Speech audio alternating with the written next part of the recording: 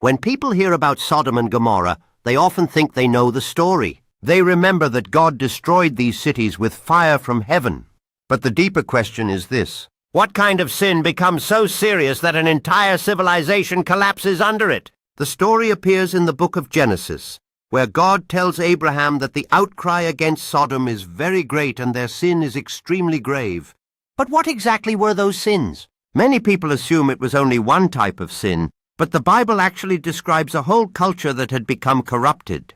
And the warning from this story is not just for ancient cities. It is a warning for every generation. First, the Bible tells us the people of Sodom were filled with pride. In book of Ezekiel 16:49, God explains their condition. They had pride, abundance of food, and prosperous ease. Think about that. They had plenty of food. They had comfort. They had prosperity. But instead of gratitude, their hearts became proud. Pride is dangerous because it slowly convinces people that they no longer need God. A society can have technology, wealth, entertainment, and success, but if pride replaces humility, the foundation begins to crack. Second, the Bible says they had abundance but no compassion. The same verse in Ezekiel says something very important. They did not help the poor and needy. Imagine a city with wealth everywhere but no one caring about the suffering around them. Comfort had turned their hearts cold. Prosperity is not evil by itself, but when prosperity removes compassion, people begin to worship comfort instead of loving others. Third, the cities became filled with violence and moral corruption. One of the most well-known sins was severe sexual corruption. In the book of Genesis, chapter 19, when angels visit Lot, the men of Sodom surround the house and attempt to commit terrible acts. This moment reveals how far the society had fallen. What once may have shocked people had become normalized.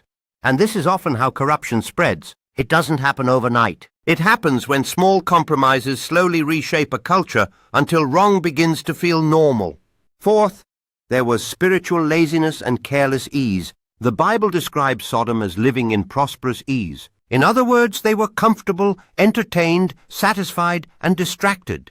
Sometimes the greatest danger to a generation is not persecution. It is comfort without purpose. When people become too comfortable, they stop seeking God. They stop caring about justice. They stop thinking about eternity. And slowly, their hearts grow distant from truth. This is why the story of Sodom and Gomorrah is still relevant today. Because the warning is not just about ancient cities. It is about what happens when a culture becomes filled with pride, comfort without compassion, moral corruption, spiritual indifference. Eventually, the Bible says judgment came. Fire fell from heaven, and the cities were destroyed. But even in this story, we see something powerful. God first listened to the prayers of Abraham. Abraham interceded for the cities. He asked God if the cities could be spared if righteous people were found there. This shows something important. God is not eager to destroy. God looks for righteous people who will stand in the gap, people who will pray, people who will live differently, people who will shine light in dark places. The real question is not just what happened to Sodom. The real question is, what kind of people will we choose to be in our generation? Will we become people shaped by pride, comfort, and distraction? Or will we become people who pursue humility, compassion, and righteousness? History shows that civilizations do not collapse only because of enemies.